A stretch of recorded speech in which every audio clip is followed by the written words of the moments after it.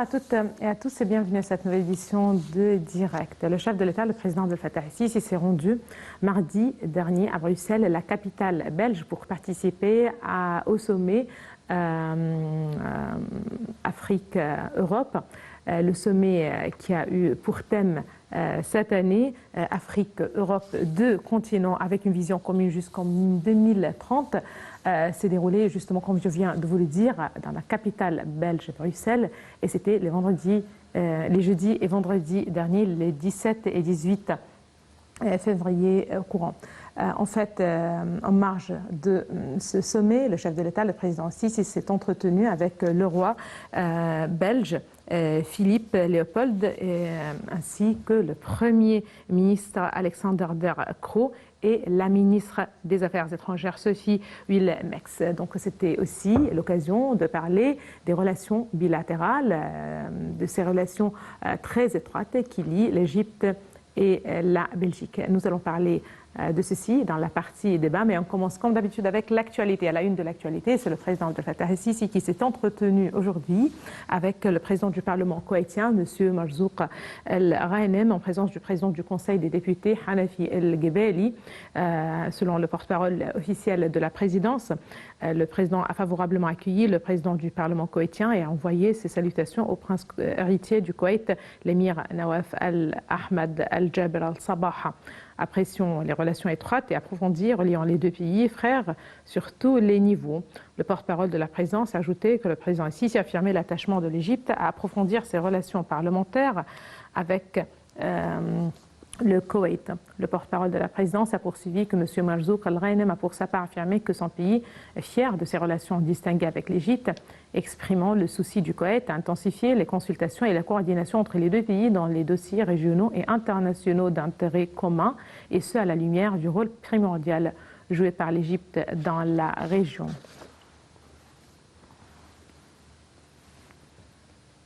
Le président el-Sisi a par ailleurs reçu aujourd'hui le PDG de la société espagnole Talgo pour la fabrication des trains, Carlos Oriol, ceci en présence du Premier ministre Dr Mostafa Madbouli, le ministre des Transports, Kamel El-Wazir et le directeur régional de la société, Mohamed Labib. Le président Abdel Fattah el-Sisi enjoint de développer la coopération avec le secteur privé dans le but d'améliorer le développement global en Égypte, notamment dans le domaine du secteur des transports publics. Le président Sisi a déclaré avoir une opportunité de coopération en matière de fabrication des trains avec la société espagnole Talgo, ceci dans le but d'améliorer la stratégie de l'État pour prolonger les rails des chemins de fer de 2000 km pendant les années à venir.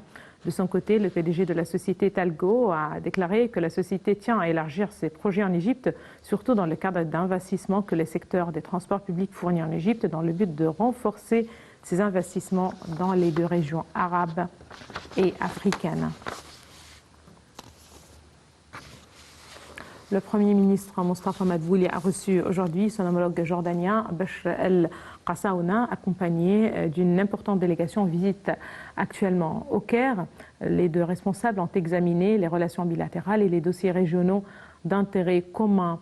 Messieurs Madbouli et Qassaouna doivent présider demain les réunions de la 30e session du Haut Comité conjoint qui vise à renforcer la coopération bilatérale dans les domaines de l'enseignement supérieur, de la recherche scientifique, des zones logistiques et de la jeunesse.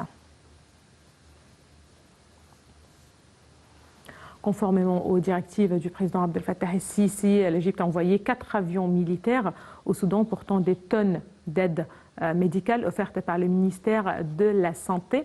Ceci intervient dans le cadre du soutien et de la coordination de l'Égypte au peuple soudanais dans diverses crises.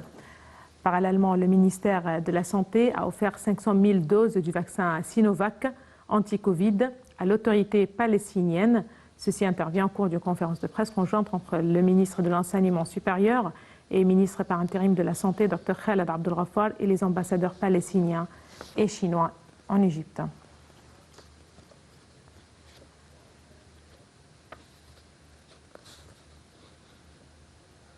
L'Égypte a dénoncé l'annonce éthiopienne d'avoir commencé de manière unilatérale la production d'électricité à partir du barrage de la Renaissance, après que la première et la deuxième étape du remplissage du barrage ont été lancées unilatéralement. Selon des sources officielles, cette étape représente une violation de la partie éthiopienne de ses engagements pris dans la déclaration des principes signée par le Premier ministre éthiopien en 2015.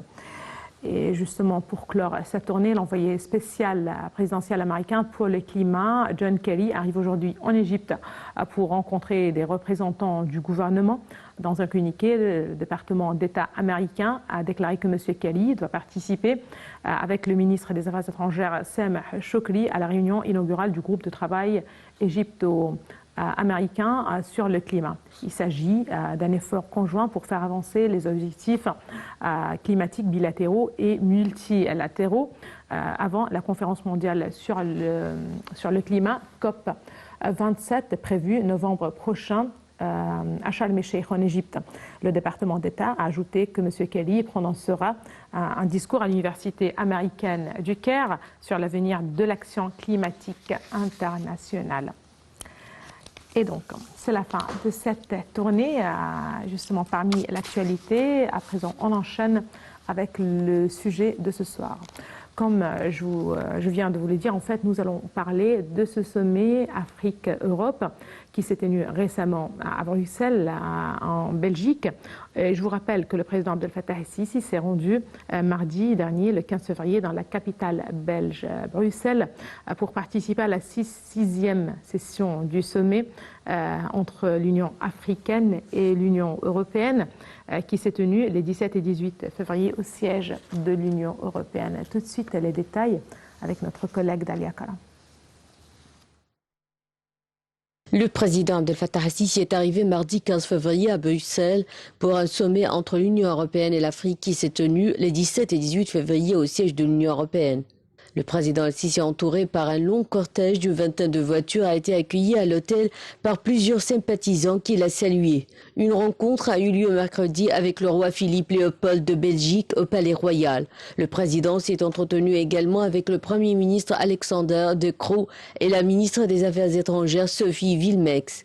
Au menu des discussions, les moyens de renforcer les relations bilatérales d'une manière qui réalise les intérêts communs des deux pays ainsi que la concertation et la coordination mutuelle sur un certain nombre de dossiers régionaux et internationaux d'intérêt commun.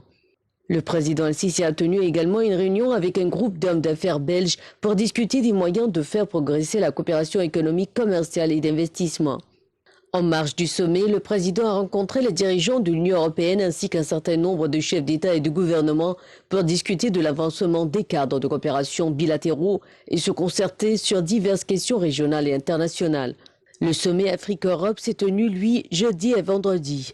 Le sommet UE-Afrique s'est tenu cette année sous le titre Afrique et Europe, deux continents avec une vision commune jusqu'en 2030.